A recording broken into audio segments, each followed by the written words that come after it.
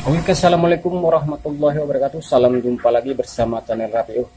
Nah, untuk kali ini kita tetap bincang-bincang seputar tenaga baik telur. Intinya kita nggak bosan untuk berbagi ilmu. Nah, untuk kali ini kita akan bahas yaitu dua pantangan yang nggak boleh terjadi pada peternakan baik telur, karena kita melanggar itu bisa mengakibatkan kehancuran dalam peternak baik telur. Jadi untuk mengetahui pantangan apa itu, mari kita simak videonya.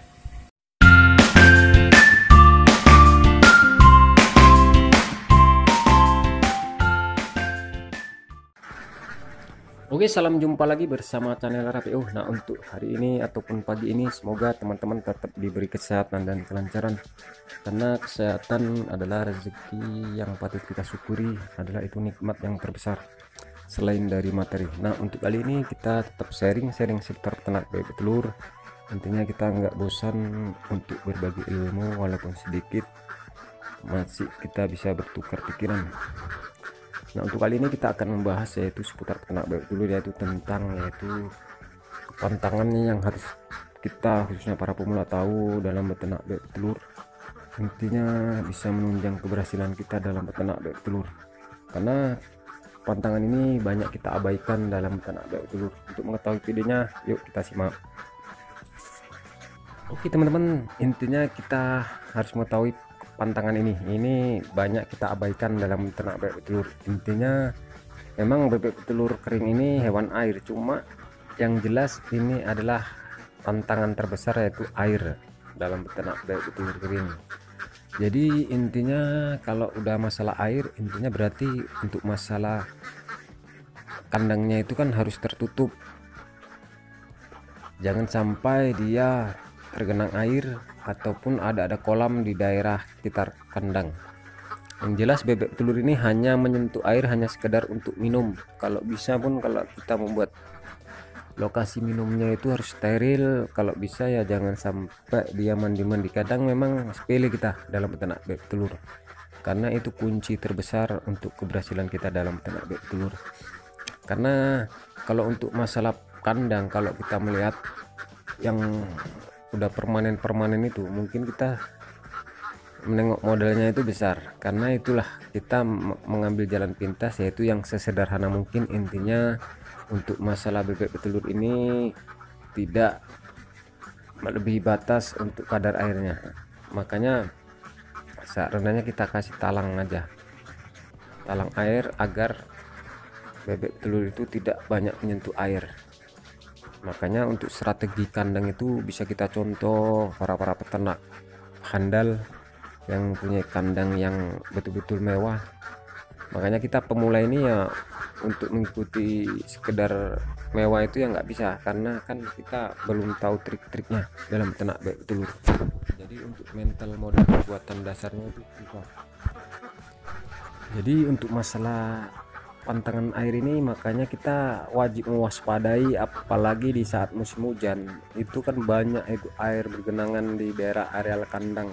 Makanya kalau sistem semi intensif itu kan kita kalau malam aja dikasih tempat berteduh, kalau siang dia kita liarkan untuk di halaman kandang. Makanya lokasi kandang itu memang harus strategi posisi kandang itu. Kalau untuk berteduhnya tetap steril, tidak bocor atap-atapnya, lantai kandangnya kalau bisa dia punya timbunan yang tinggi, jadi seandainya pun dia hujan dia terus silang airnya kan.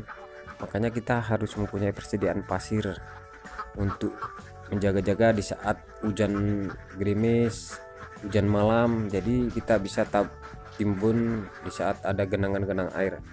Karena betul-betul kita para pemula ini tidak mengetahui bahwa memang kita beternak bebek telur kering ini udah dari habitat dia itu bisa kita rubah menjadi habitat kering, kandang darat.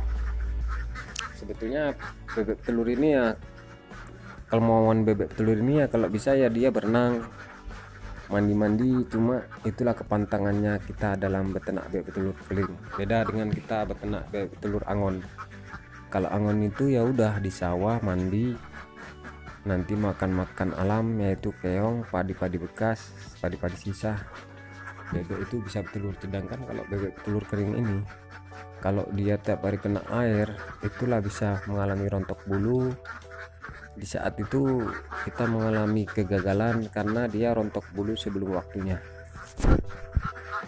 Oke teman-teman, jadi ada lagi kepantangan ini memang betul-betul kita abaikan, yaitu merubah-rubah pakan.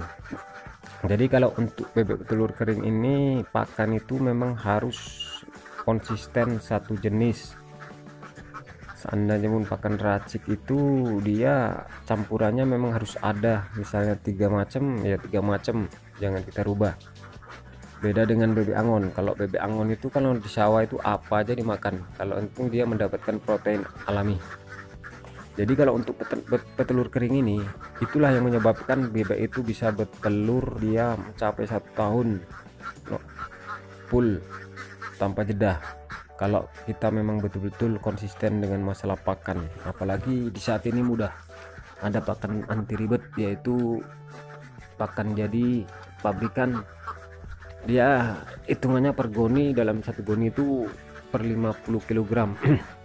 Di situ udah lengkap kandungan protein, mineral, nutrisi, vitamin. Makanya di saat ini pakan memang harganya tinggi. Jadi kalau masalah pakan ini kualitasnya tetap terjaga. Makanya perusahaan itu tidak mau menurunkan kualitas, biarlah menaikkan harga, tapi hasil itu tetap maksimal.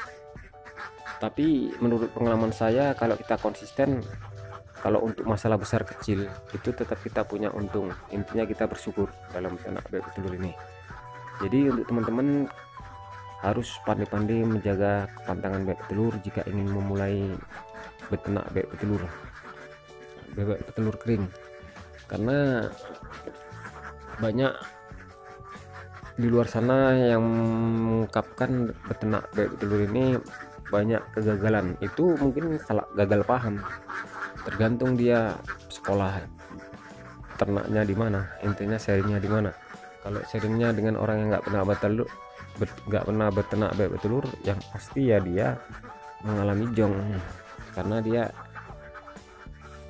ilmunya nggak tahu alurnya kemana dia mencari. Oke teman-teman, jadi kesimpulan dari video ini intinya teman-teman harus mewaspadai, khususnya kita para pemula, dari kepantangan bebek telur kering.